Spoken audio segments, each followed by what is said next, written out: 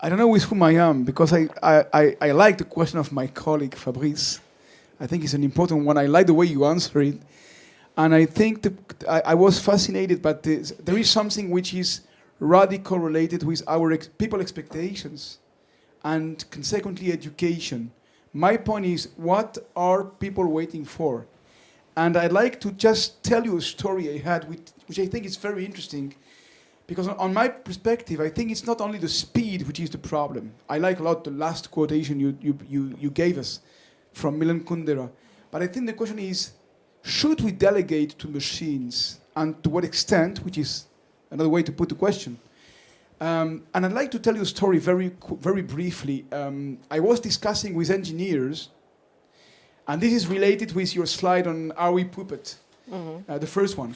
I was discussing with engineers who built some electronic devices embedded in planes.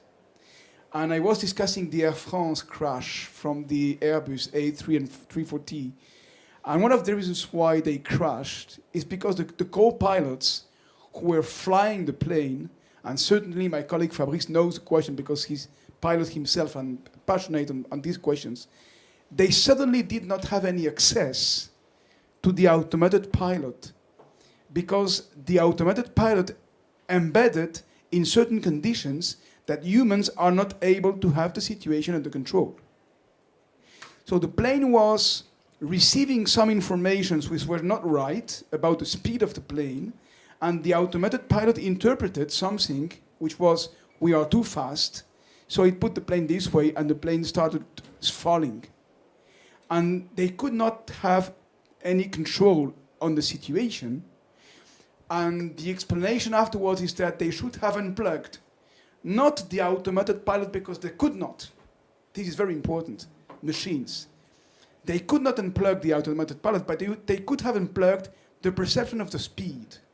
In that case, they could have made the plane take speed again and then balance the trajectory, etc. And I was discussing this with engineers, and they told me, well, the dream is that we have machines which are totally self-resilient. They repair themselves. And my point was, but when they have bad information, how can they repair themselves? And the guy continued and told me, but soon you will see there will be no humans in the cockpits. And my point was, I will never go in. And his answer was, you will never know. You will not be told. I think this is a real political problem about technologies. Some people dream that people don't know that only machines do some things for us. And I think it's towards your point. My concern is with this one, to what extent, and I think this is a very dangerous point. And your presentation, I don't know whether you will feel I'm with you, but I feel I'm with you. So thank you. Well, prepare. There are already unmanned cars being tested and unmanned ships. I have 3 doctoral students from our polytechnics in my course, so they are on unmanned ships, and they sort of try to calm me down, saying that it's not that there are no humans running these ships, because the humans are running those ships, but the humans are on the land and the ships are on the water. Yes, so this is very interesting, and I can tell you that every second engineer would tell you one accident, one bad accident does not is not an argument against the great many accidents that did not happen because there was an automatic pilot on that. So frankly, I think that this is fascinating, and actually this is, we now apply for money to study exactly robotization of work and other things.